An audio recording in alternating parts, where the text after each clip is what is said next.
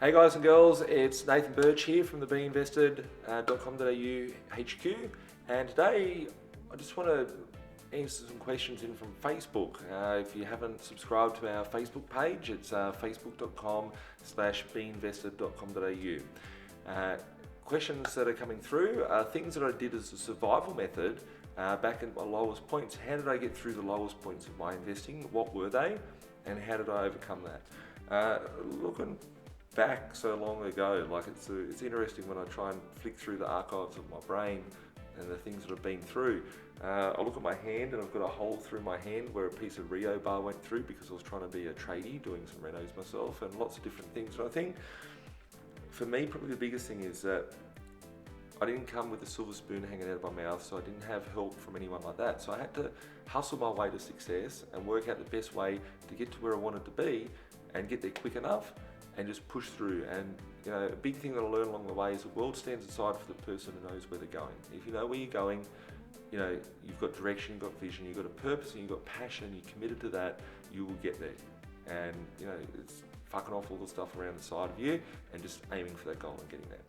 So for me, probably the lowest point in my investing was always trying to push myself from the start to get to the next level and not feeling happy about what I've done, because I wanted to get there, but I didn't know a plan.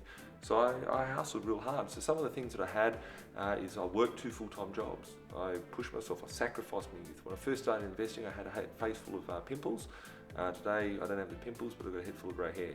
You know, same thing, but you know, same, first world problems. So I worked a lot, long hours to push myself to save every cent that I could. Because I was working so much, I appreciated the fact that, you know, I didn't want to spend the money, because a dollar saved is $2 earned, and being able to use that money for you know, investing purposes and being able to push myself to the next level was very important. So I was very frugal. I remember sitting there and rolling the car down the street. So I'd have like the car coming down the hill, I'd like take it out of gear and leave it in neutral and just let it roll, because I thought that it would save me money. I wouldn't have aircon going, I'd sweat it out. I'd have the windows down. I would eat for $1 a day. And what I mean by eating for $1 a day is I worked in an office, and you know, some people, my colleagues from 10 years ago, 12 years ago, remember this, they'll be laughing about it. I used to sit there and think, how could I eat for the cheapest amount, because I didn't want to spend. If I spent $10 on food over 5 days, that's $50. If I spent $2 a day or $1 a day on food, it's only $5-10 to eat from. And how I did that was I worked as a team, because strength comes in numbers, and I realised that I could get my colleagues that wanted to eat as well, and I could help them out to save, because they could eat cheaper if we worked together to get food. So we'd go to Woolworths and get like a loaf of bread for 70 cents, get a squash can of baked beans for like 40 cents or whatever, get a couple of Frankfurts because they're cheap, get a bottle of ECKS soft drink, whatever the X soft drink, I don't think they even make it anymore, for 70 cents, and be able to build a meal for like $5. But 5 people put $1 in, there's $5. You can go feed a family for that sort of thing. So it's being creative, and so I was frugal. I wanted to do things differently. So I remember once I rocked up to an auction, and I was talking to one of my staff the other day. At this point, this staff member was a property manager of mine, working for a different company, now works for Blink Property. And I said, I've just bought myself a new car, and expecting to see, something cool. There's a cool car out there. And this property manager came out and saw a car that was a $500 ute, and the doors you couldn't open. I kicked the door open and said, hop in, we're gonna go out and see my property that I bought. And it was funny, because that's what I had to do. I sold my car. I had a brand new car, and I was at auction, and I bought a property. I was like, this property is so cheap. It was $130,000.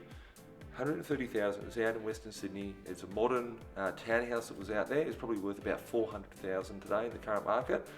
And I was like, if this thing's gonna go up, it was worth probably $170, $180 at the time. And it was renting for like $240, $250 a week. So for me, it was a good investment, and it was the best thing that I could buy in the market. And I pushed myself to get into that deal. So I sold my car, put it on Trading Post or eBay or whatever, just got rid of the thing, and then bought a shitbox car and drove that around until I could afford to buy the next car that was going to be cool. So I've hustled a fair few cars throughout the years and had like shit boxes and good cars and stuff like that. Always thought to myself as a mindset, you know, you wouldn't see Richard Branson going out and pulling apart an old house or whatever. You wouldn't see him doing those little things, but it's probably something that had to happen at the time. So I was very eager at that point to push myself, my mindset to another level so I could do things differently. At my lowest point, I remember pulling apart houses. So I did sweat equity on my own properties. I'd find properties which were below market value, had good upside for growth, and had a good cash flow.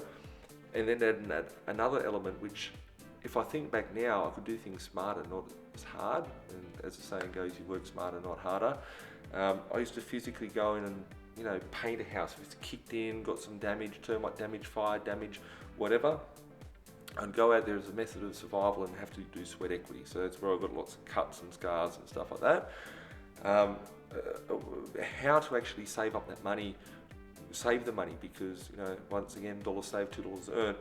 I actually would go and find houses that are being knocked down, and they might have like all the glass windows in them, the kitchen that might be 10 years old, carpet that's only fairly modern looking, whatever, and give $200, pull out all those bits, and then take them home in the back of my brother. He had a ute at the time and a trailer, and put him in the back of his trailer. He'd drive them over to my house and pull them all out, put them all together, and put this person that's knocking over a house, all their belongings, into my property, and I'd be like, well, it's a good property now, and I've saved money from that sort of thing. So a lot of it was just hustling myself to get to a position where I could build that next property. If I look back, if I didn't do what it takes to get there, there's a flow-on effect, and this is really important. So let's say, for instance, I had, out of 10 properties, if I only had 5 of those properties because I'd spent too much money and I didn't conserve every bit of energy to get to, you know, 10. From that, if I could have leveraged 10 properties to get the next 10, that's 10 to 20, or use 5 to 10, the result will just keep growing. It's like if I go like this, you can see the fork is only a little bit at the bottom, but at the end it's going to be a lot. And it could be like anything. It's like when you're driving a car. Remember, there was a speeding ad, the car would go in a direction, and the faster you go, the quicker it gets into that tree over there. And, you know, having the mindset to push myself through all of those sorts of things was the lowest point of my time. But I've hustled myself to the other end. Sometimes people see me, oh wow, you know, Nathan's a fucking mad guy, he's got a mad sports car, whatever. But, you know, it's the fact of, I was sitting in Macca's the other week, and a guy comes up to me, he's like about 18 years old, he says, how do you get that car? I want that car. What do you do for work? And I said, mate, it's not a matter of how I bought the car. The car's nothing. It's the actual journey of what you've had to do to sacrifice it, because people believe that I can just go and get that car. But it's not about that car. It's about the effort and the tough times that you have to go through to get to that, which makes you appreciate it more in the end. So hopefully that answers some of those questions. Just remember, if you're having a shit time now, there's lots of people out there that have a worse position than what you are. You're pushing yourself to a better life, a better position. Just keep hustling, and you know, look forward to hearing your stories. Catch up soon. Have an awesome day.